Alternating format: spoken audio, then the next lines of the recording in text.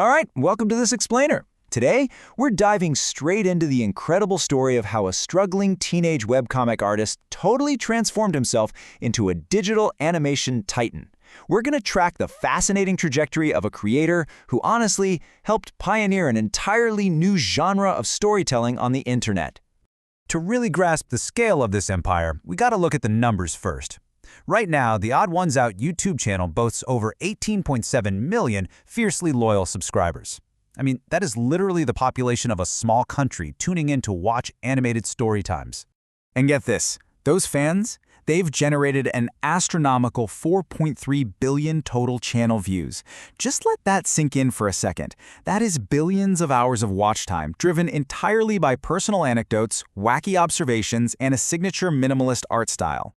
So the big question is, how exactly did Robert James Rallison, who we all just know as James, go from drawing barely legible Garfield fan comics to building this absolute multimedia empire? How did a kid who actually dropped out of community college after just a semester and a half become one of the most recognizable voices on the internet? Section 1. The Teenage Cartoonist. Okay, every creator's journey has a starting line, right? And for James, we can see the classic creative struggle mapped out perfectly right here. Back in May 2012, for his 16th birthday, he gets a computer drawing tablet. By June, he takes a leap of faith and posts his first The Odd1sOut webcomic to Tumblr. But check out December 2012, a severe motivation drop. He only posted one single comic that entire month. It's that classic initial burst of excitement followed quickly by a major dip in motivation that almost ended his career before it even really began. See, he was really grinding away on Tumblr, trying to juggle this complex cast of characters named Justin, Jake, and Kevin, but he was just struggling to find any readers. He was experimenting with full shading and way more complicated art, but the complete lack of traction almost made him quit entirely. It's a wall literally every creative hits, and James was hitting it hard. Section 2. Finding the bubble style. But instead of throwing in the towel, James made a massive artistic shift. He decided to work smarter. He totally ditched the complex shading and that convoluted cast of Justin, Jake, and Kevin. Instead, taking a page from creators like Loading Artist and Domix, he shifted over to these stripped-down, simple, expressive bubble characters. And this wasn't just some random stylistic choice. It allowed him to produce content so much more efficiently and really focus on what actually mattered, the humor and the storytelling. And you know what? This streamlined style led to an immediate jump in both quality and consistency. By October of 2013, this fresh approach finally pushed his Tumblr account past 100 followers. I know, 100 followers seems super small now, but at the time, that was exactly the validation he needed to just keep pushing forward. Section 3. The YouTube Breakthrough. Now, the real explosion happened when he brought these stories over to YouTube. Heavily inspired by Anthony Padilla, James launched his channel, The Odd1sOut Comic, on August 30, 2014, making a video about a book he wrote as a kid. He started with a built-in audience of about 50,000 Tumblr followers, which gave him a really nice head start. But it was his early 2016 videos that absolutely hacked the YouTube algorithm. In February, a video he made about ASMR suddenly blew up, pushing him to 100,000 subscribers. Then, just a month later, his video about working in fast food became his very first to hit 1 million views. And man, that fast food video birthed the now legendary Subway lore. Pulling from his actual real-life job at Subway, he shared these hilarious, painfully relatable stories of terrible customers. We were talking about the guy who asked for a water cup but completely filled it with soda, the blatant chip smuggler, and the wildly bold woman who reached right over the register to steal 3 large cups while James was distracted playing Clash of Clans in the back room. And of course, his own heartbreaking tragedy of being denied his favorite turkey Italiano sandwich. These stories just resonated with millions of people who had ever worked a retail or food service shift.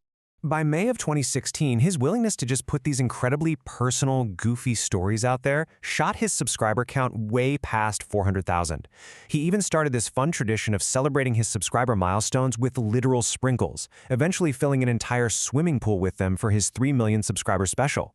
He had found his ultimate formula, and honestly, he never looked back. Section 4.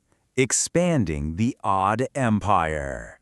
So, what do you actually do when you conquer YouTube animation and establish yourself as a leader in the whole genre? Well, you expand. James parlayed that massive digital success right into physical media. He wrote a best-selling book called The Odd Ones Out, How to Be Cool and Other Things I Definitely Learned from Growing Up. He released tabletop games like Can't Catch Harry and Cafe Chaos, plus a mobile game called Let's Bounce. And finally, he achieved what is basically the ultimate animator's dream, a fully fledged animated series on Netflix called Oddballs.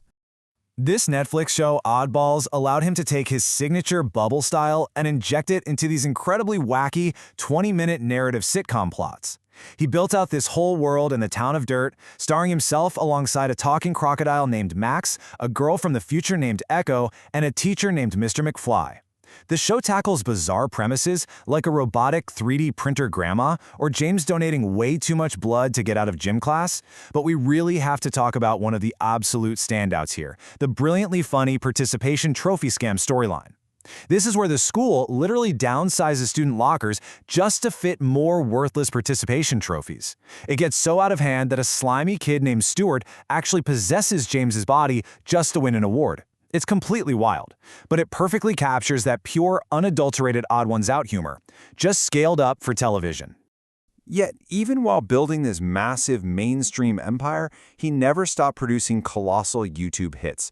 Take his most popular video to date, an ironically upbeat musical collaboration called Life is Fun, featuring the musician Boy in a Band, which brilliantly tackles the super dark subject of existential dread. He made absolutely sure he never lost touch with the platform that made him in the first place. Section 5. Lessons for Aspiring Creators. Okay, let's bring all of this together and look at why this really matters for anyone out there trying to build something from scratch. James's story isn't just entertaining, it's a blueprint. As fellow YouTuber Foot of a Ferret so perfectly put it, The Odd Ones Out is a prime example of what can be accomplished through a willingness to just keep trying. James's success was not an overnight thing. It was born entirely from a stubborn refusal to give up during that grueling 2012 slump when he was drawing complex characters for basically nobody. He took a risk, right? He changed his style, he jumped to a new platform. So if you are struggling to find your audience right now, you need to ask yourself, do you need to change platforms, simplify your style, or do you just need to flat out refuse to give up? Seriously, what is your creative pivot going to be?